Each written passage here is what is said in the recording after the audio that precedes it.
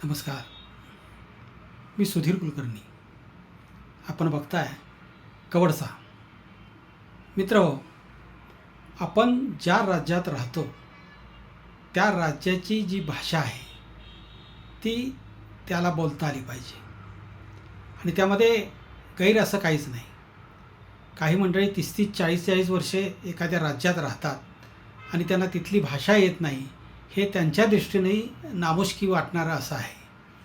तर याच पार्श्वभूमीवर राज्यातील जे टॅक्सी चालक आहेत, रिक्षा चालक आहेत, ज्यांचा रोज लोकांशी संपर्क येतो, मराठी लोकांशी संपर्क येतो, त्यांना किमान त्यांच्याशी संवाद साधता येईल एवढं तरी मराठी आलं पाहिजे, अशी सक्ती महाराष्ट्र शासनानं केलेली आहे.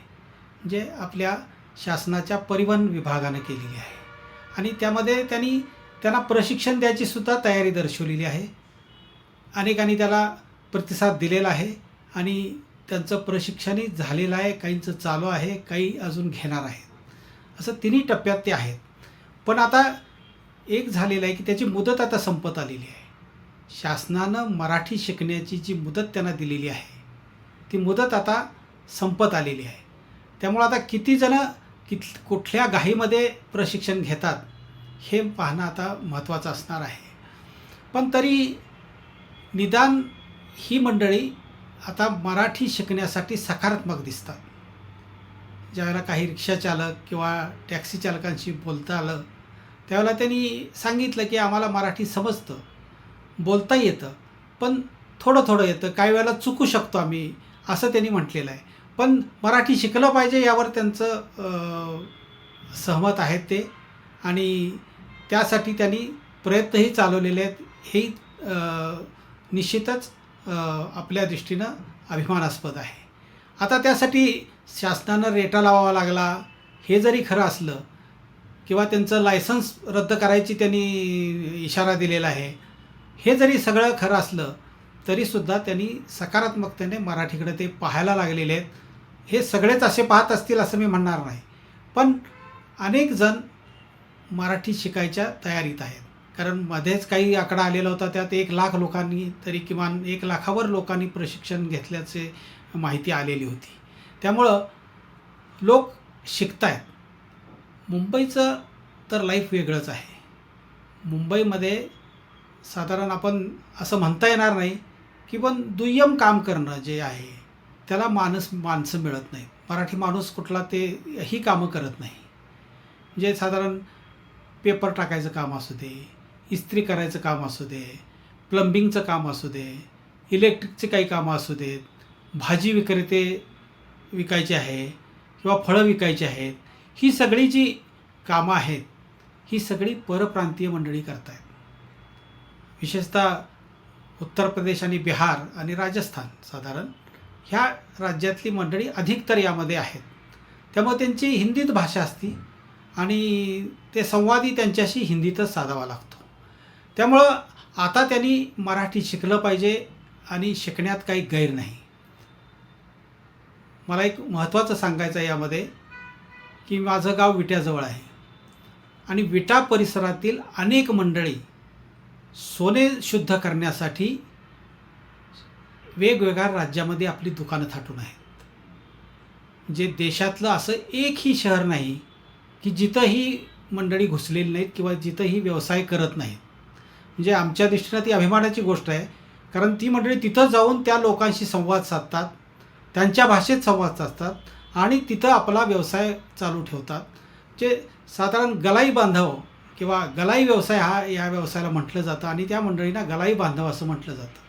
तर ह्या माणसांचं जे वैशिष्ट्य आहे की उत्तरेतल्या कुठल्याही राज्यात येऊ दे ते सफाईदार हिंदी बोलतात, दक्षिणेतल्या कुठल्याही राज्यात जाऊ दे तिथं त्यांची दुकानं आहेत आणि तिथली प्रादेशिक भाषा जी आहे ती भाषा बोलतात. तमिळ बोलतात, मल्याळम बोलतात, कानडी बोलतात. दक्षिणेतल्या सगळ्या भाषा त्यांना अवगत आहेत. त्यांनी त्या आधी अवगत केलेल्या आहेत आणि मग त्या लोकांशी संपर्क साधून त्यांनी आपले व्यवसाय तिथे चालू ठेवलेले आहेत. हे ह्या दृष्टीनं महत्त्वाचं आहे. त्यामुळं इथं जे परराज्यातले लोक आलेले आहेत, 30-30 40-40 वर्ष लोक येत आहेत आणि त्यांना मराठी येत नाही, ही खंत वाटावी अशी परिस्थिती आहे. पण ही सक्ती आता केवळ ह्या लोकांसाठीच केलेली आहे. ही कामं जी करतात त्या लोकांसाठीच ही सक्ती, विशेषतः ड्रायव्हर आणि टॅक्सी ड्रायव्हर, रिक्षा ड्रायव्हर, ओला उबरचे चालक ह्यांच्यासाठीच फक्त ही सक्ती आहे. पण त्याच्यापेक्षा इतर मंडळी, चिकार बडी बडी मंडळी, आयुष्य इथं त्यांनी सजवलेलं आहे. महाराष्ट्रात, मुंबईत त्यांचं करिअर घडलेलं आहे. त्या मंडळींनासुद्धा सगळ्यांनाच मराठी येतं असं नाही. तर त्यांनाही सरकारनं जरा सक्ती केली पाहिजे. कारण ही माणसं आपली गरीब आहेत म्हणून तुम्ही त्यांच्या मागं लागला आहे. ही जरा बड्यांच्या मागेही लागा. अनेक उद्योगपती आहेत, अनेक अभिनेते आहेत, हे बाहेरच्या राज्यातून इथं करिअर करतात आणि यांना मराठी 2 शब्द बोलता येत नाहीत. तर अशा मंडळींच्यावरही सक्ती केली पाहिजे. आता या चालकांना जे आपण प्रशिक्षण दिलेलं आहे त्यांच्यासाठी अभ्यासक्रमही अगदी सोपा केलेला होता. कामापुरतं त्यांना प्रवाशाशी बोलता आलं पाहिजे, एवढंच त्यातनं माफक अपेक्षा आहे. पण त्यांचं जर मराठी त्यांना चांगलं अवगत व्हायचं असेल तर आता तिथं जी मराठी मंडळी आहेत, मुंबईमध्ये राहणारी किंवा मोठ्या शहरामध्ये राहणारी मराठी मंडळी आहे, त्यांनी मराठी मुळात त्यांच्याशी बोललं पाहिजे.